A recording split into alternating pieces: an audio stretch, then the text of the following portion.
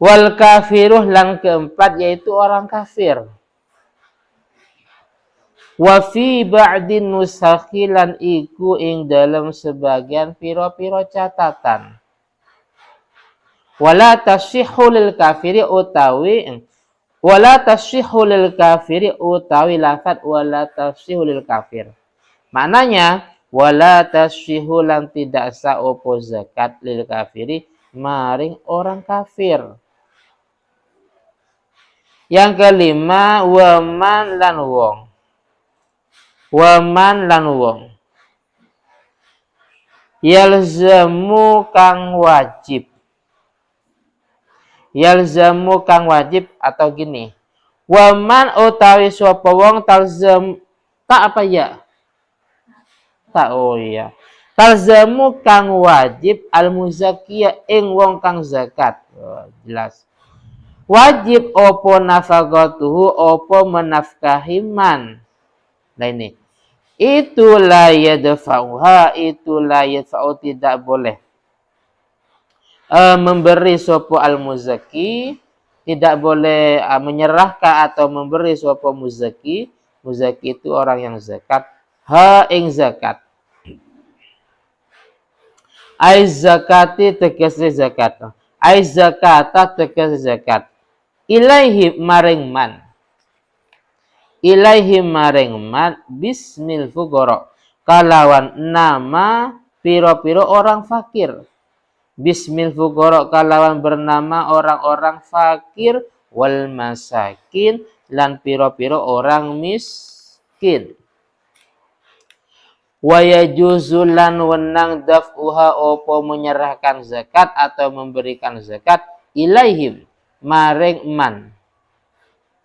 Bismi kaunihim kalawan nama adanya man, kalawan nama onone man iku zatan iku piro-piro para mujahid atau orang yang berperang. Huzatan iku piro-piro orang yang berperang. Au gharimina atau piro-piro orang yang berhutang. Masalan kalawan contohnya. Masalah kalawan contohnya.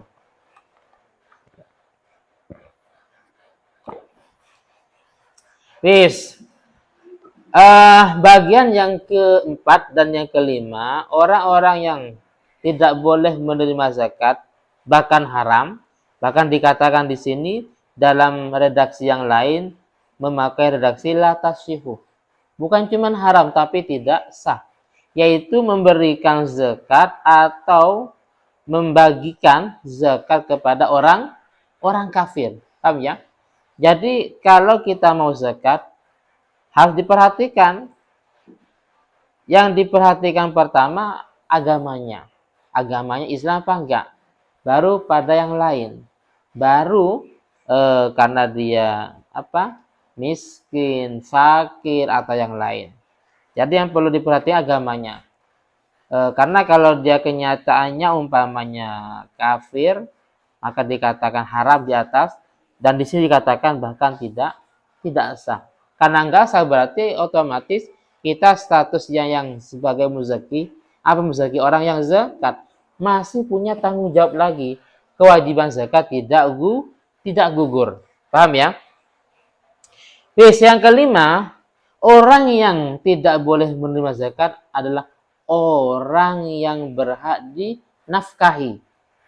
Paham ya? Contoh.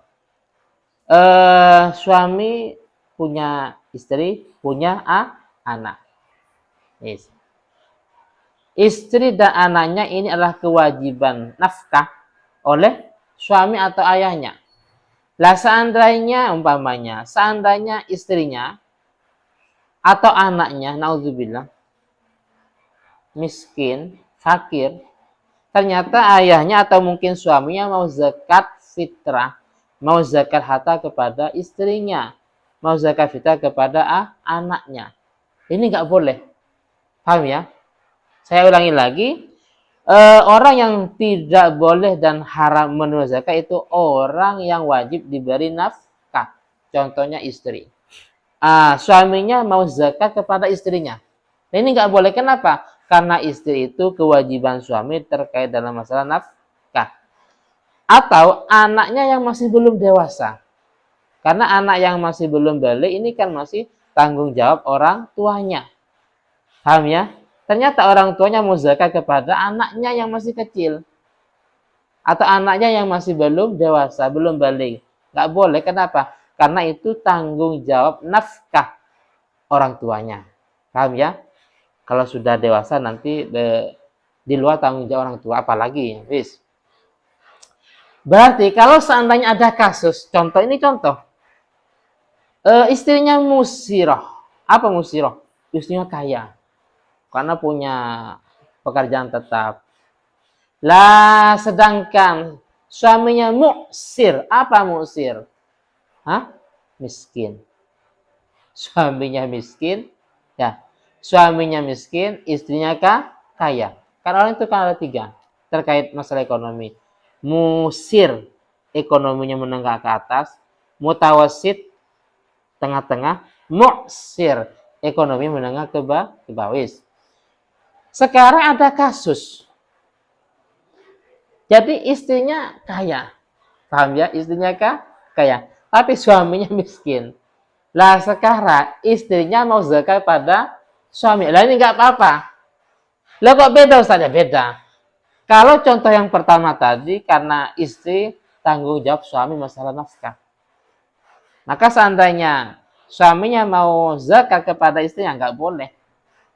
Tapi contoh yang kedua, istri kan tidak punya kewajiban menafkahi suaminya. Paham ya?